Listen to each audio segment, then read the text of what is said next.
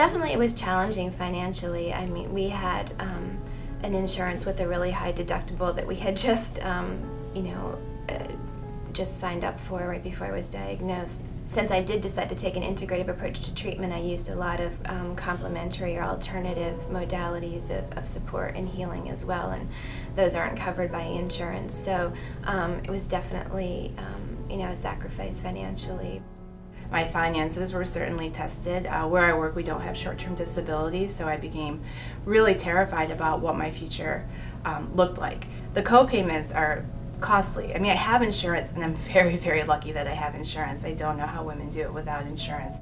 Fortunately, I have a benefit plan through my work, so most of my co-pays I was able to take from that funding.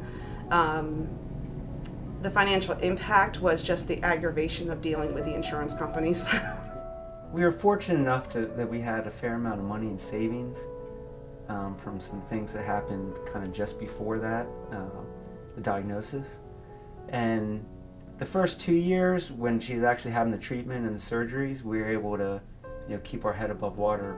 We still had, there were things that weren't covered by insurance. We went through IVF to freeze embryos for the future. That was not covered, so that was a large expense.